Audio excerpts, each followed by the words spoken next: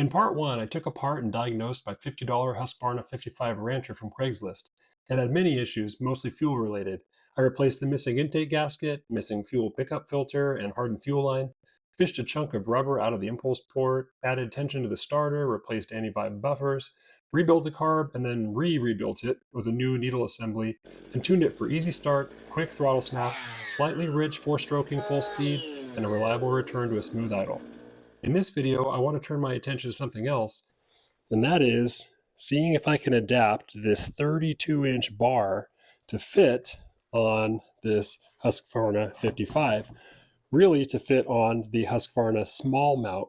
So here's a 257 that also has the Husqvarna small bar mount, and I've got it out because it has one of these removable plates. The removable plate can show me where the oil slot needs to go, and I hope to use that as a template to figure out where I need to drill a new hole for the oiler. I should back up a little bit. Here's a 24-inch bar, which is a Husqvarna small mount. I'll set it on top of this other one. You can see it lines up almost perfectly in terms of the slot and the tensioning adjuster holes. So that's all good. The only difference is where the oil fill port is. Now, of course, this already has a fill port on it on both sides, and I'm not worried about having an existing hole. As long as I can cut a new one forward of the existing one, the chain is going to be going this direction, so it'll pull that oil forward. So it doesn't matter that there's already a hole there, but I'm hoping I can use this as a template to figure out where that hole needs to be, and hopefully I can adapt this bar to work on the 55. Now you might be wondering, why on earth would anyone put a 32-inch bar onto a little Husqvarna 55? Well, I'm 6'4", and this would be great for making it so that I can hold a saw without bending over and get down and buck and limb very easily. So I don't need to cut anything 32 inches wide, and I don't plan to, but it would be nice to do all the work that this saw is capable of doing with my arms stretched out, not having to lean over, not stressing my back at all. So this is actually a bar meant for a McCulloch or an Echo chainsaw. The bar mount style is a D176. This is a 50 gauge and a 3/8 pitch. This bar came with another saw that also doesn't fit. I'm not sure why, but I got it with a Husqvarna 395, which has a Husqvarna large mount. It fits the Husqvarna small mount almost completely. I just need to make that adaptation for the oiler. So that's what I'll be working on next. So I'm trying to work out two things at once: the number of driven links I need and the position where the bar will typically sit. And fortunately, I was able to find out that the typical number of driven links for a 32-inch bar is 105. I just used this chain for a 24-inch to go around the nose, and I was able to use it to find that 72 driven links fit from here to here. And then wrapping it around the sprocket, I figured out that if I adjust the bar to the position it's in right now, 33 driven links from here to here. You don't count the same one twice. So here's the ending point for the around the nose, and then here's the ending point for around the sprocket. Anyways, 105 driven links total at the position I have it here, which I think is going to work out pretty well. So I've made some marks where the studs line up on the bar slot. Now I can use this metal plate and line up its stud holes with the marks that I made on the bar. And that tells me that when the bar is mounted kind of in the center of the area that I expect it to be, then the area that will be oiled is this black mark here. And this area above this line is the area that's in between the slot and open. And then the area below that line is solid. So I need to figure out how to get a path from somewhere on this black line to somewhere above the scribed line.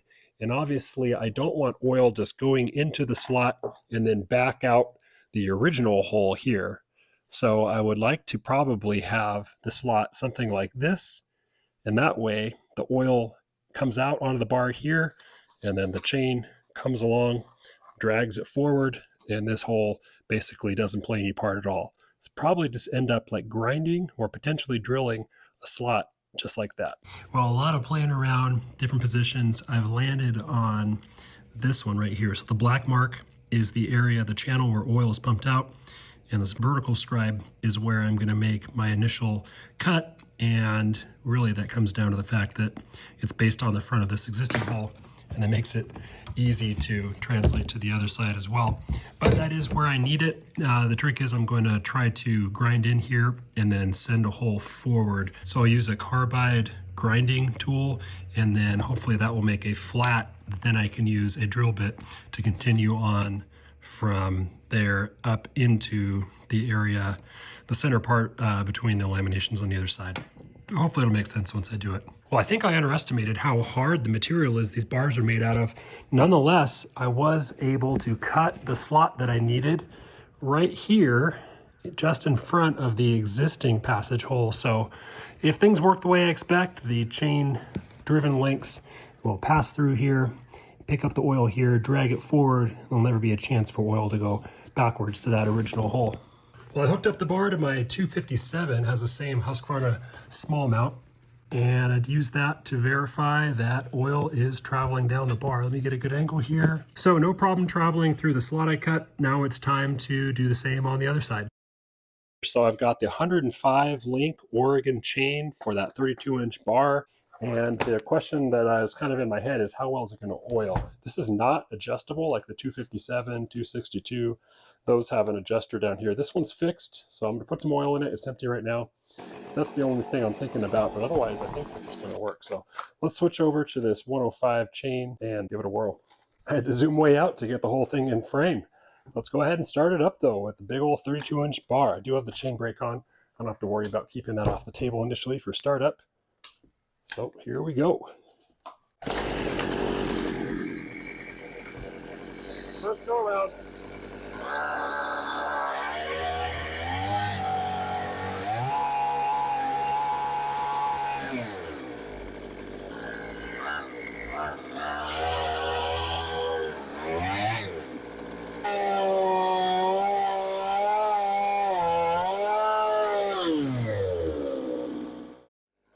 Well, I gotta say, I'm pretty happy with this. Obviously, it's got a huge chain, huge bar, so it's accelerating all that mass up, so it doesn't snap super hard, but once it's up to speed, that mass should act like a flywheel to help it cut smoothly, as long as I don't push it too hard. Again, the idea is to avoid bending over, not to make longer cuts. I'm looking forward to trying it out, but first I'm going to try adding just a little power with an unconventional muffler mod and restore that white top. So look for those videos soon. If you found this interesting, hit that like button, and thanks for watching.